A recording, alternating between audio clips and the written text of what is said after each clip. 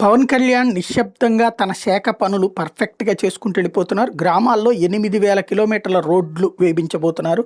పల్లె పండుగ 2.0 ద్వారా. పల్లె పండుగ 1.0లో 4,300 కిలోమీటర్ల రోడ్లేశారు. ఇప్పుడు అది 58 ఇది 1,005 కోట్లతో గిరిజన అంటే ఇప్పుడేమో క్రిందటిసారి 4,300 కిలోమీటర్లు అయితే ఇప్పుడు 8,000 కిలోమీటర్లు. అట్లాగే 25,000 మినీ గోకులాలు, 58 కిలోమీటర్ల మ్యాజిక్ ట్రైన్లు, 1,005 కోట్లతో గిరిజన గ్రామాలకు రోడ్లు, పీఎం జన్మన్ని, ఎన్ఆర్ఈజీఎస్ని కలిపి రాష్ట్ర ప్రభుత్వంతో తోడు కలిపి 635 గిరిజన గ్రామాలను అనుసంధానిస్తూ 1,005 కోట్లతో 1,069 కిలోమీటర్ల రహదారుల నిర్మాణానికి శ్రీకారం చుట్టామని ప్రకటించారు. అడవి తల్లి బాటలో కొండల మీద ఉన్నటువంటి గిరిజన ప్రాంతాలకి రోడ్లు అన్నటువంటి తన ప్రధానమైనటువంటి ఎజెండా అన్నటువంటి విషయాన్ని మరొకసారి చెప్పుకొచ్చారు. దానికి అనుగుణమైనటువంటి ఏర్పాట్లు చేసుకొస్తున్నారు.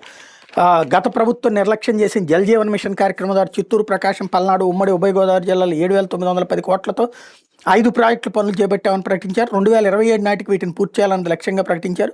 వచ్చే 30 ఏళ్లలో 1.2 కోట్ల మందికి దాహార్తి తీర్చాలని లక్ష్యంగా పెట్టుకున్నాం. జలజీవన్ మిషన్ పొట్టి శ్రీరాములు పేరిట అమరజీవి జలధారగా నామకరణం చేశామని ఉప ముఖ్యమంత్రి ప్రకటించారు. 7 జిల్లాల్లో ఉన్న 28 స్వచ్ఛరథాల సంఖ్యను మరింత పెంచబోతున్నాం.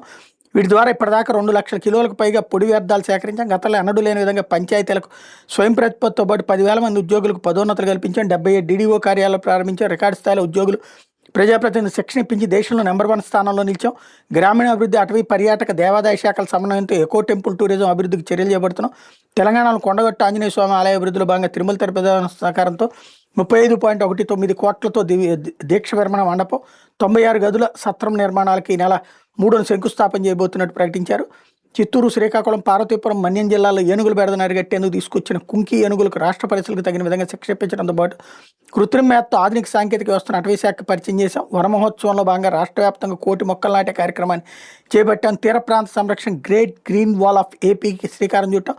33% ఉన్న గ్రీన్ కవర్ను 2047 నాటికి 50% పెంచాలని లక్ష్యంగా నిర్ణయించాం. ఎర్రచందనం అక్రమ రవాణాను అడ్డుకట్ట వేయడంతో పాటు రాష్ట్రం నుంచి అక్రమంగా తాలిపోయిన ఎర్రచందనాన్ని వెనక్కి తెస్తాం.